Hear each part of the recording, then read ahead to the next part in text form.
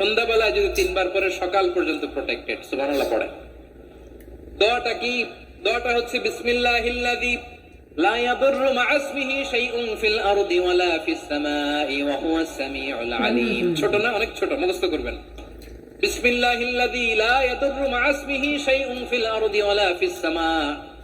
ওই আল্লাহর নাম নিচ্ছি যে আল্লাহর নামের বরকতে আকাশ জমিনের কোনো কিছু কারো কোনো ক্ষতি সাধন করতে পারে না।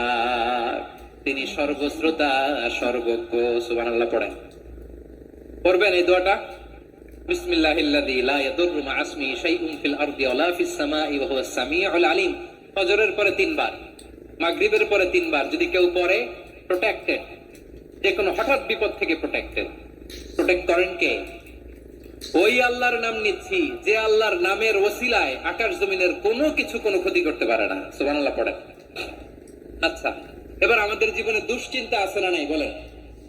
Tension, hyper tension, anxiety, depression, চিন্তা টেনশন নাই এরকম কে কে আছে দেখি?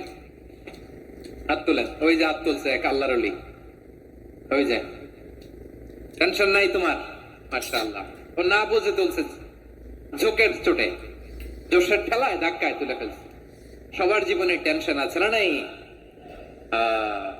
এই দুশ্চিন্তা, পেরেশানি, মারাত্মক পেরেশানি থেকে মুক্তি পাওয়ার জন্য বিষ্ণু ইসলাম 2টো দোয়া পড়তেন। কয়টা?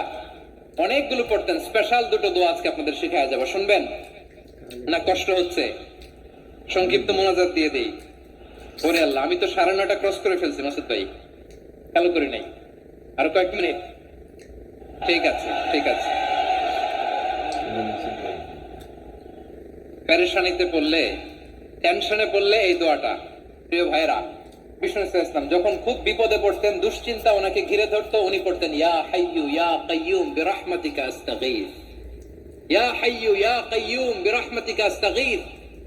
ইয়া হাইয়্যু ইয়া কাইয়্যুম, হে শাশ্বত অবিনশ্বর, হে চিরঞ্জীব, বিরহমাতিকা আস্তাগীথ, তোমার রহমতের উসিলায় তোমার কাছে ফরিয়াদ করি। এটা পড়তেন। আবার আরেক বর্ণনায় এসেছে ইয়া হাইয়্যু ইয়া কাইয়্যুম বিরহমাতিকা আস্তাগীথ আসলিহ লি শা'নি কুল্লাহু ওয়া লা তাকিলনি ইলা নাফসি তারফাতা আইন। আসলিহ লি শা'নি কুল্লাহ, আল্লাহ আমার সবকিছু আপনি সেটেল করে দেন। আমাদের সব ঝামেলা সেটেল করে দিতে পারে কে? আমরা তো সেটেলমেন্টের জন্য ওএসপি সাহেবের কাছে যাই,